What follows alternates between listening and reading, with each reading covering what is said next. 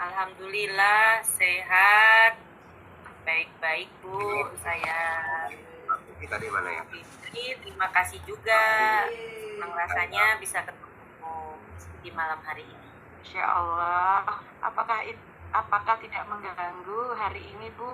Ini kan malam dan apa saja kegiatannya Bu malam ini? Oh tidak Bu, kan malam ini udah agak santai lah ya, udah jam segini. Terus juga ini sudah mau akhir-akhir semester kan, jadi Pak Budi ya? sedikit terselesaikan. Dan Budinya juga bisa di Bu ya, kelas Pak?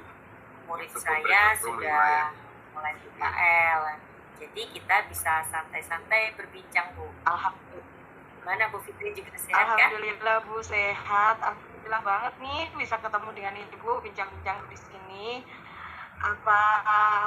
Apa sih Bu yang hari ini kita mau obrolkan atau kita bicarakan hari ini? Iya nih Bu, biasa kan ya Bu, kita ini sebagai pendidik. Saya mau cerita dikit ya Bu ya. Saya itu punya 2 murid. Ya, namanya kelasnya itu kan banyak anak cowoknya ya. Jadi ada 2 murid saya ini yang bisa dibilang agak malas untuk mengerjakan tugas, baik itu tugas mandiri ataupun tugas kelompok seperti diskusi. Dan anaknya pun yang berdua itu saat pembelajaran itu mereka kadang males-malesan, tiduran.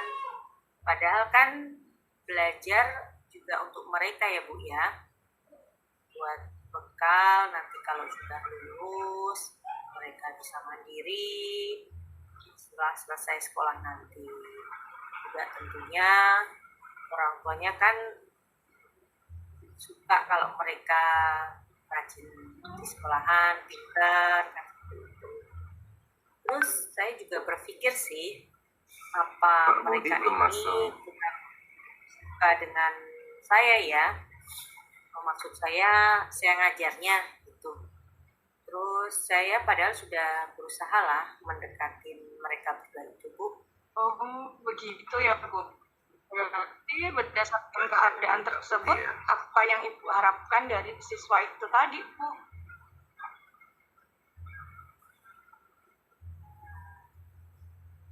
Saya sih pinginnya nih ya, siswa itu bisa mengerjakan tugasnya dan bisa selesai tepat waktu, terus serius juga dalam belajarnya. Kan kita senang sih ya Bu ya kalau kita ngajar muridnya juga memperhatikan dengan baik, jadi apa yang kita sampaikan itu mereka rekam dulu ya, rekam dulu tidak kelompok malas-malasan, tidak tidur-tiduran, dan jadi Bapak Ibu tinggal ngedit aja gitu. Luar biasa sekali ya Bu, anak-anak. Dari cerita Ibu tadi di atas, tadi ada kendala yang dihadapi Ibu pada saat pembelajaran berlangsung. Ya, karena ada dua anak itu yang agak malas itu tadi ya Bu ya. Tentu mau nggak mau mereka sedikit mengganggu dalam pembelajaran, karena tentunya saya harus mempunyai perhatian yang lebih terhadap mereka.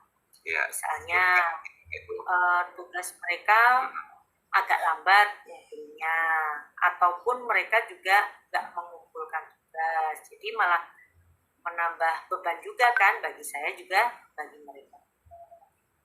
Terus jadi misalnya agak lambat itu teman-temannya harus menunggu mereka mengerjakan padahal teman yang lain sudah selesai, dan itu kan merupakan kendala juga ya Bu, merupakan gangguan hanya karena menunggu dua anak tersebut, dan seharusnya materinya sudah selesai bisa ke materi yang lain, jadinya agak seperti itu Bu. Apa yang dia lakukan sih Bu anak-anak itu pada saat bermalas-malasan, dan di mana mereka melakukan aksi tiduran tersebut? Anak-anak sekarang memang begitu kompleks ya Bu. Iya, makanya Bu, anak-anak itu sih kalau malas-malasan tuh ya Bu ya biasa aja, diem aja gitu. Terus misalnya kan kita pasti anak-anak buka buku, ambil pulpennya, yuk kita mulai mengerjakan apa gitu. Jangan buku pulpen dibuka, cuman udah diem aja gitu. Apa yang harus mereka lakukan itu mereka santai-santai aja kan. Terus malah kadang juga menggambar yang mereka sukai, mungkin mereka ada jiwa seni, dan kalau enggak menulis huruf-huruf yang suka anak-anak nulis di tembok itu huruf yang besar-besar itu lah Bu ya. Nah itu mungkin kesukaan mereka. Terus kalau enggak gitu pas tidur-tiduran ya tidur aja di meja sambil ngelamun, tidak mengikuti arahan gurunya, diem aja gitu. Terus kadang juga tiduran sambil main gawai. Nah ini kan ya namanya anak zaman sekarang ya, murid-murid itu kan sudah pada pintar-pintar tuh dengan kemajuan teknologi. Walaupun mereka kayak gitu ya malas-malasan, tetap aja mereka melek teknologi dan informasi. Dan kami untuk di tingkat ini memang HP itu udah diperbolehkan ya Bu ya, karena misalnya mencari materi, mencari artikel, kami sebagai guru kadang memang memberikan waktu untuk menggunakan buku tersebut. Nah memang hal itu dirasa agak dilematis ya kalau sana. Jadi itu yang dia lakukan ya dengan belum bisa memenuhi apa yang menjadi tugas dia sebagai pelajar. Lantas situasi yang apa sih yang Ibu inginkan sebagai seorang pengajar atau guru? Ya tentunya Ibu ya, sebagai guru idealnya saya menginginkan murid itu bisa fokus menyimak penjelasan saya pada saat saya mengajar. Terus juga dia mengerjakan tugasnya dengan baik. Kalau sudah mengerjakan tugas, sebenarnya kita itu kan juga sudah men-spare waktu ya Bu ya, pasti tugas itu akan terselesaikan. Dan juga di saat diskusi itu mereka mau berperan aktif, sehingga mereka ke sekolah itu nggak hanya cuman pindah dari rumah ke sekolah aja, tetapi ke sekolah itu pasti untuk mendapatkan ilmu. Dan ilmu itu tidak akan sia-sia, semua ilmu pasti akan bermanfaat apapun itu ilmunya. Sekolah itu kan mencari ilmu. Seperti itu Bu, maunya saya ya anak-anak itu serius lah. Iya, jadi intinya Ibu ingin murid Ibu ini fokus menyimak penjelasan dari Ibu saat Ibu mengajar ya. Dan untuk penilaian terhadap anak tersebut, jika yang Ibu sampaikan tadi nilainya 10, maka anak tersebut mendapatkan penilaian berapa sih di mata Ibu? Ya sih Bu ya, pasti kita sebagai guru itu ya mau nggak mau harus menilai keadaan tersebut. Kalau menurut saya sih anak-anak itu ya masih di angka 4 atau 5 Bu.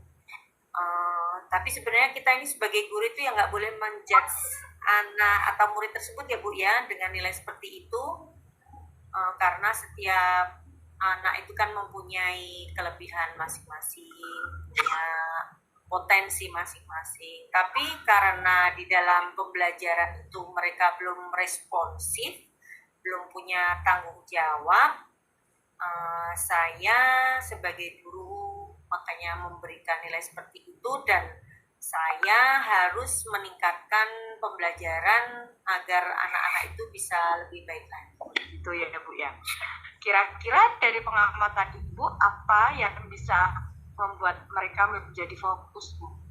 Yang bisa merubah mereka menjadi fokus dalam pembelajaran? Ya Bu, kalau untuk fokus itu ya Bu ya, saya kadang memberikan perhatian ke anak tersebut. Misalnya saya memanggilnya si A, mengingatkan ya gimana kerjaannya udah selesai belum, si B saya deketin, enak langsung dikerjakan, nggak usah menunda-nunda lagi ya. Seperti itulah Bu, kita sebagai guru kan selalu ingin anaknya itu bisa dengan berarti dengan memberikan perhatian ya Bu ya, selain perhatian apalagi yang Ibu berikan pada anak tersebut. Ya, ini juga Bu, kalau di lain waktu itu saya pernah loh Bu membawa alat peraga sebagai media pembelajaran ya Bu ya. Misalnya waktu saya mengadain demonstrasi misalnya, nah mereka itu sebenarnya suka Bu, jadi mungkin anak itu suka gerak ya Bu ya. Jadi saya bawa alat peraga itu dia langsung maju aja ke depan, maunya praktek aja. Nah seperti itu Bu, anak saya itu. Wah, berarti Ibu sudah mempunyai solusi untuk masalah yang tadi Ibu sampaikan ya, yaitu Ibu memberi perhatian anak tersebut dan membawa media alat peraga. Tentu anak tersebut menyukainya Bu. Nah, untuk keadaan seperti itu, kira-kira apa yang akan dilakukan untuk mengingatkan keaktifan siswa dalam belajar ini? Ibu menginginkan murid itu dapat di angka berapa, dan supaya murid ini bisa fokus menyimak penjelasan Ibu pada saat mengajar, apa saja yang perlu Ibu lakukan? Ini Bu, saya sih menginginkannya tidak tinggi-tinggi banget ya Bu ya. Paling enggak siswa itu bernilai di angka itu 7. Hal ini memang selalu menjadi pikiran saya Bu. Kadang pada saat menyiapkan pembelajaran itu saya mencari cara agar bisa memaksimalkan hasilnya. Nah, menurut saya nih Bu, saya itu akan merencanakan pembelajaran dengan berdiferensiasi. Jadi, saya akan mengelompokkan siswa yang mempunyai satu wadah yang sama, yaitu dengan gaya belajar yang sama. Nah, setiap kelompok akan saya buat mempunyai tugas masing-masing. Contohnya misalnya nih, satu kelompok itu saya buat 5 siswa. Nah, satunya jadi ketua, yang keduanya notulen, 3 itu pencari jawab, dan 2 lainnya itu nanti pembuat hasilnya, Bu. Misalnya bisa PPT atau gambar atau video. Nah, dari sini maksud saya semua anak itu mempunyai tanggung jawab masing-masing. Dan karena mereka mempunyai gaya belajar yang sama, bisa memungkinkanlah siswa saling berkolaborasi dengan baik, karena kan mereka gimana Pak Hidayatullah dengan Bu Winarsi? Masalah mempunyai vision yang sama ya, gaya belajar yang sama.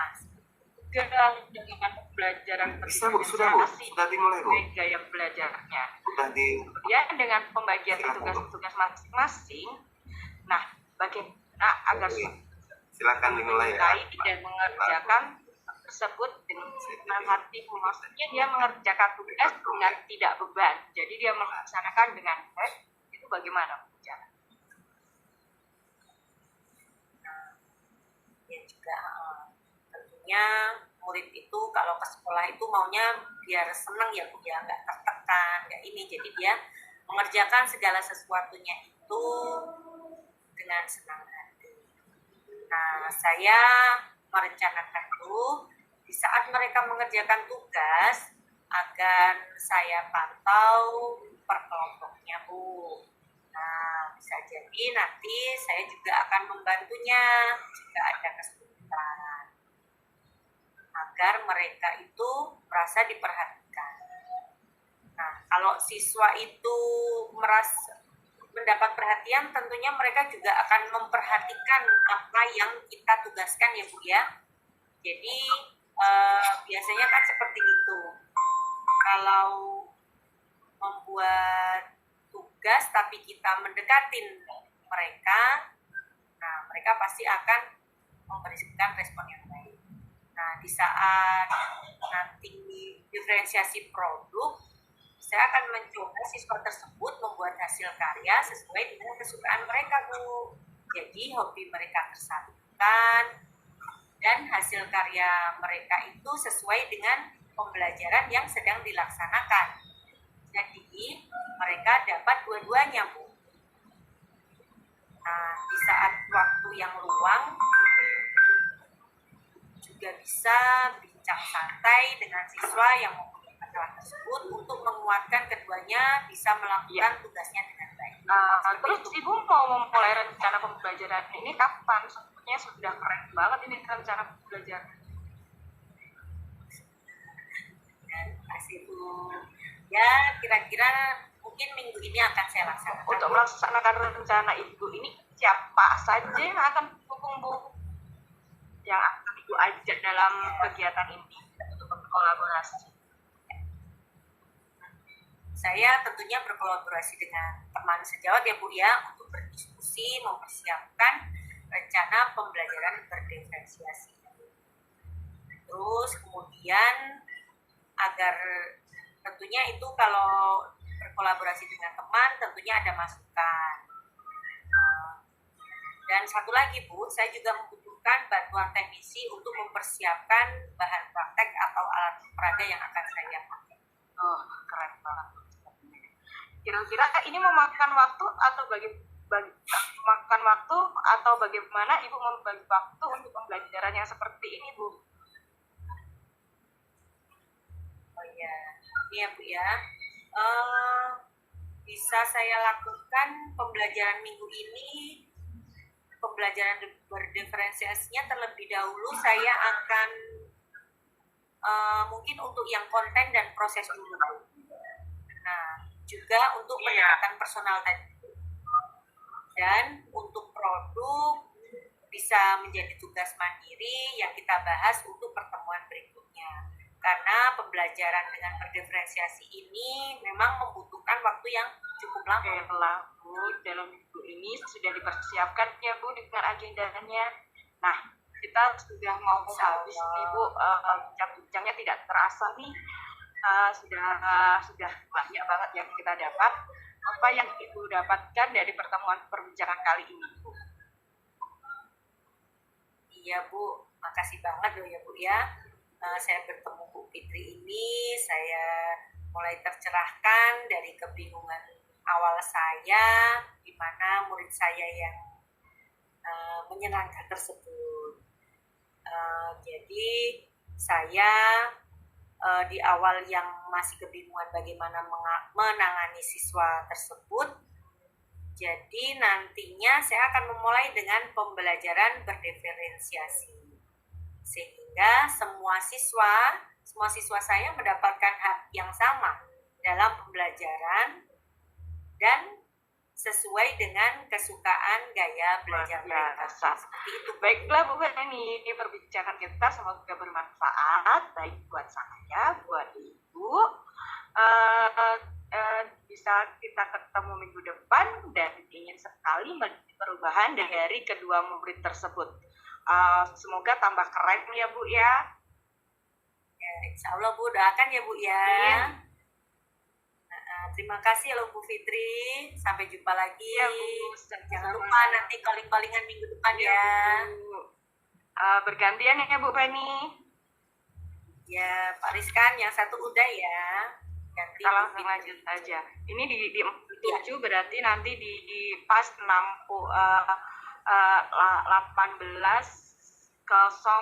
ini 20 nanti 20.02 20.03. Sebentar, saya buka file saya.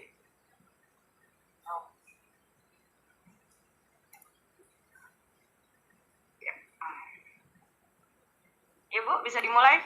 Bismillahirrahmanirrahim. Assalamualaikum Bu Fitri. Gimana kabarnya nih Bu? Lama banget nih kita nggak ketemu. Waalaikumsalam warahmatullahi wabarakatuh, Bu Feni. Alhamdulillah sehat Bu. Masya Allah, senang rasanya bisa berjumpa kembali dengan Bu Feni. Bu Feni, bagaimana kabarnya? Alhamdulillah. Gimana Bu? Murid-muridnya sehat semuanya? Alhamdulillah sehat Bu. Luar biasa, mereka semakin aktif dan semakin keren. Gini Bu, kan kita lama nih nggak jumpa. Apa nih topik hari ini yang bisa kita bicarakan? Saya sedikit mau sharing dan berbincang-bincang nih Bu. Di kelas saya ini, saya kan mengajar di kelas 1 Bu. Nah, di kelas 1 ini masih banyak loh siswa yang belum bisa membaca, bahkan huruf saja mereka belum mengenal. Jadi di siswa di umur 6-7 tahun, banyak mereka yang belum sadar betul tentang arti belajar. Karena di masa peralihan, mereka masih asik dengan dunia mereka sendiri, bermain di dalam kelas, bermain dan bermain. Di dalam kelas, di luar kelas, tidak ada capeknya, mereka luar biasa. Di saat jam pelajaran pun dimulai, mereka tetap tidak bisa tenang hanya sebentar. Saya selalu mengarahkan mereka agar memperhatikan apa yang sedang saya jelaskan. Saya selalu memperingatkan mereka loh Bu, dengan memanggil nama mereka berulang-ulang. Tapi ya itu, memang mungkin masih masa peralihan dan butuh adaptasi. Mereka tidak menyelesaikan masalahnya berulang-ulang dan melakukannya bermain berulang-ulang, walaupun saya sering panggil namanya. Masa peralihan ini adaptasinya cukup agak lama Bu, apalagi di TK itu kan memang calistung belum diajarkan secara menyeluruh, dan bahkan sekarang pun calistung tidak boleh diajarkan di TK atau PAUD. Itu ya Bu ya. Ya memang sih Bu, namanya masih anak-anak umur 6-7 tahun itu masih imut banget ya. Apalagi dari TK yang isinya cuma mainan di seluruh ruangan kelasnya ya Bu ya. Jadi untuk berpindah ke SD yang sudah namanya sekolah, mereka harus belajar ya Bu. Tentu adaptasi itu memang amat sangat dibutuhkan oleh mereka, dan tentu bu gurunya harus guru-guru yang super. Nah, apa yang Ibu lakukan? Apa yang dilakukan siswa Ibu ya yang belum matang itu dalam proses belajar? Biasanya tuh siswa-siswa yang belum matang dalam proses belajarnya itu tuh sering mengganggu teman Bu. Usil kalau bahasanya. Usil, berlari-lari di dalam kelas, suka bercanda.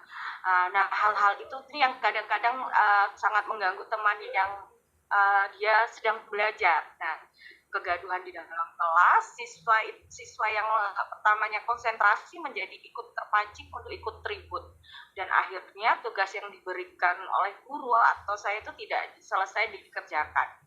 Saya selalu menegur tentunya Bu siswa yang berbuat onar atau berbuat ribut itu, tetapi mereka hanya mendengarkan sebentar lagi. Setelah itu ya tetap kembali lagi bermain dan asik temannya. Itu benar-benar mereka benar-benar luar biasa, kinestetiknya luar biasa. Nah, saya mungkin ya itu mengarahkannya, memanggil namanya, berpulang, terus dengan sabar, seperti itu. Ya, sabar-sabarlah Bu ya, namanya juga masih anak-anak. Lalu apa yang Ibu lakukan selain memanggil nama-nama siswa itu yang biar mereka mau lah, namanya habis larian kan ya Bu ya, lari-lari. Nah, selain itu apa lagi? Saya itu kadang ini dulu melakukan pendekatan secara individual dengan siswa tersebut. Pertama tuh saya manggil namanya tuh kadang-kadang masih cuek tuh, berapa kali dipanggil cuek. Setelah itu saya biasanya mendekati anak tersebut. Saya mendekati, saya ambil bangku, saya ajak dia duduk di dekat tempat saya, dan saya ambilkan buku dan pensilnya, apa yang harus dikerjakan, saya bimbing di situ. Jadi saya lebih dekat, lebih fokus ke dia. Ada beberapa anak saya taruh di dekat tempat duduk saya. Dengan ini siswa tersebut sedikit bisa terkontrol keaktifannya di dalam kelas Bu. Belajar dengan bantuan penuh dari saya, karena rata-rata siswa yang kinestetik itu mempunyai kekurangan pada akademik. Tidak semua, tapi rata-rata. Selain saya mengontrol kegiatan di kelas, saya juga bisa melakukan pendampingan selama belajar individual Bu. Kalau dekat saya kan saya bisa mengontrol anak ini. Kalau dia sudah mulai agak bosan, saya ingatkan lagi, ayo ditulis kembali, yang rapi menulisnya. Jadi saya memberikan motivasi dan penguatan lagi kepada anak tersebut. Jadi anak tersebut nanti lebih fokus lagi ke pembelajaran. Seperti itu. Kalau kinestetik itu kan memang anaknya super aktif ya Bu ya. Terus ya bagus lah Bu, udah anaknya paling enggak waktu Ibu suruh duduk di dekat Ibu masih nurut ya Bu ya. Jadi ya memang kita sebagai guru memang banyak tekniknya. Nah, lalu metode apa yang Ibu gunakan agar anak tersebut dan siswa yang lainnya dapat paham dan mengerti tentang apa yang akan diajarkan? Ini kan masih masa transisi Bu, di awal semester ini memang berat. Di awal semester 1 itu masih berat-beratnya, dimana masa transisi TK ke SD itu tantangannya luar biasa. Dimana tingkat TK itu kan kita memang tidak diperkenalkan calistung seperti saya kutip tadi. Guru kelas 1 itu benar-benar mulai dari nol, mengenalkan mereka huruf, mengenalkan mereka angka, walaupun sebagian sudah ada yang bisa dan tahu huruf, tapi ada juga siswa yang benar-benar mulai dari nol walaupun mereka dari TK. Guru harus menyediakan pembelajaran di mana mereka dapat belajar sambil bermain, karena dunia mereka masih belum fokus, mereka masih banyak transisi itu Bu, dari TK itu bermain. Dari itu saya sering menerapkan metode bermain sambil belajar di dalam kelas. Tentunya saya harus menyediakan alat peraga yang mereka bisa lebih suka, lebih fokus dalam belajar. Tentunya media, terus sumber juga saya harus lebih mengeksplor lagi. Saya harus kreatif penggunaan alat peraga dan penyediaan sumber belajar. Di fase bermain sambil belajar, siswa kadang juga sering tidak terkontrol keaktifannya dalam mengganggu teman, seperti yang saya bilang tadi, yang usil, yang suka bercanda, katanya anak-anak, dan suka yang lain-lain. Itu benar-benar harus butuh kontrol penuh dari guru kelasnya. Seperti itu.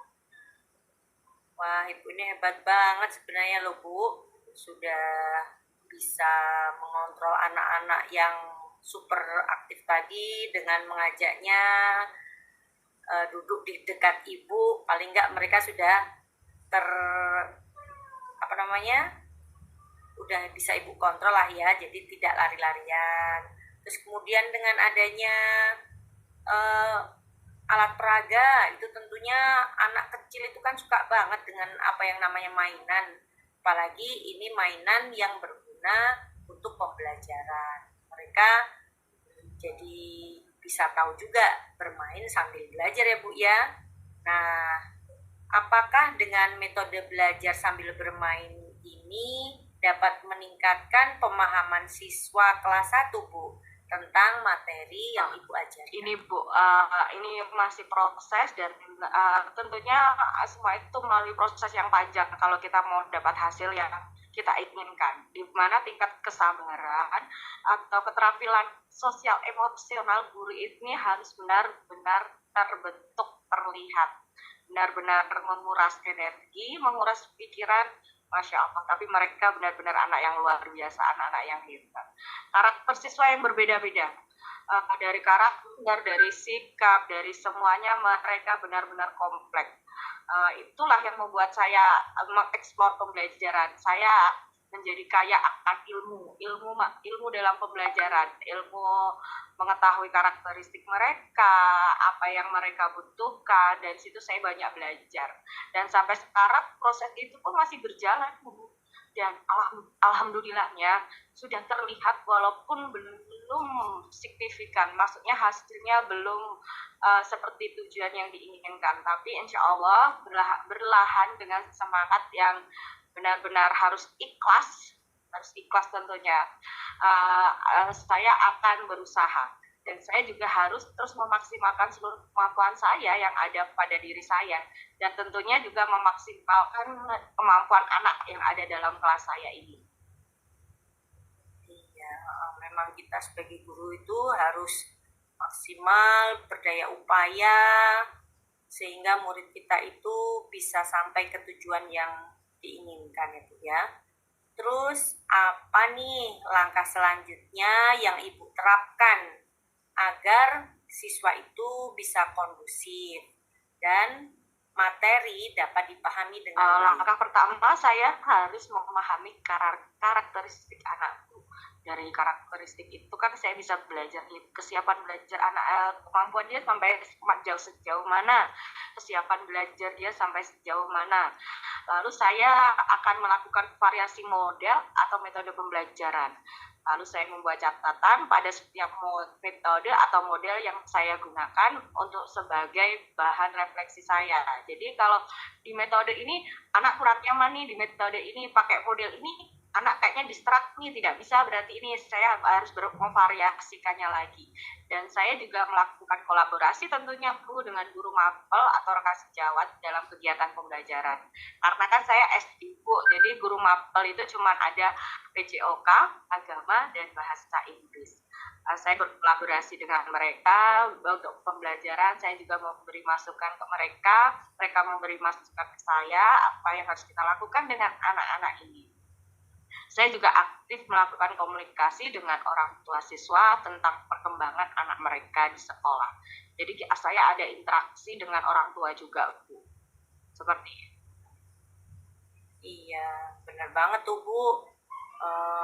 Kolaborasi dengan teman sejawat, dengan guru mapel itu sangat penting sekali. Karena nggak mungkin cuma searah aja dari kita ya Bu ya yang berusaha. Tentu teman-teman kita juga harus tahu biar kita sama-sama bisa membantu siswa-siswa kita itu. Nah, juga kolaborasi dan komunikasi yang baik dengan orang tua murid itu sangat berpengaruh ya Bu ya. Karena kita kan cuman ketemunya di siang hari aja nih. Kalau udah pulang tentunya Bapak Ibu mereka di rumah yang ngurusin anak-anak tersebut. Dengan baiknya komunikasi ini akan mempermudah kita melakukan program yang telah kita buat ya Bu ya. Nah, adakah program khusus Bu yang buat untuk terlaksana sampai sekarang sih programnya baru itu Bu, maksudnya program yang sangat detail atau sangat khususnya belum Bu, dan mungkin bisa menjadi bahan untuk saya nantinya. Tentunya program nanti akan saya sesuaikan dengan tujuan yang akan saya capai Bu. Ya Bu, baiklah. Eh, Program tersebut harus sesuai dengan tujuan Ibu dan dibuat program yang mudah dipahami ya Bu ya tentunya, dan dijalankan oleh orang tua siswa itu sendiri dan guru. Adakan pertemuan dengan orang tua siswa, membahas tujuan dan program yang sudah Ibu buat ya Bu ya. Iya Bu, baiklah. Terima kasih Bu sharingnya.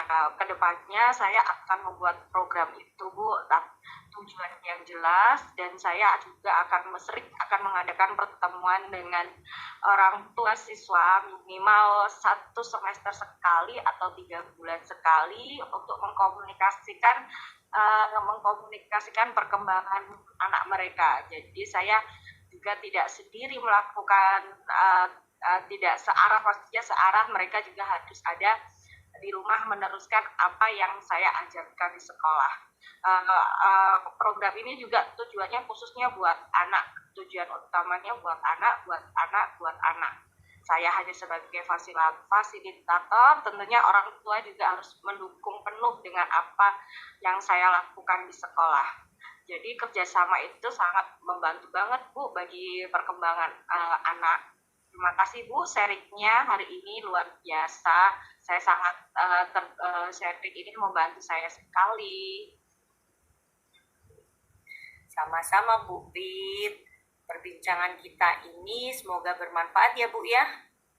Semoga saya juga ingin melihat nanti perkembangan Ibu dari rencana-rencana Ibu. Mungkin nanti setelah Ibu tindak lanjutin, kita bisa ketemu lagi ya Bu Pit ya.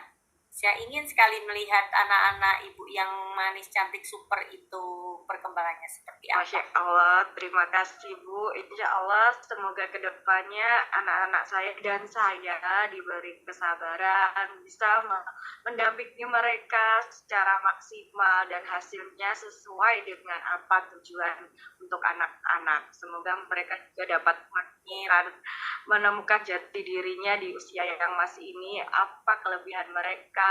Jadi saya nanti bisa meneruskannya ke kelas berikutnya. Jadi terima kasih Bu Fetni. Insya Allah bincang-bincang kali ini bermanfaat luar biasa. Terima kasih atas waktunya dan jalan Bu Fetni. Insya Allah ya kembali. Jumpa ya Bu ya. Iya Bu. Waalaikumsalam warahmatullahi wabarakatuh.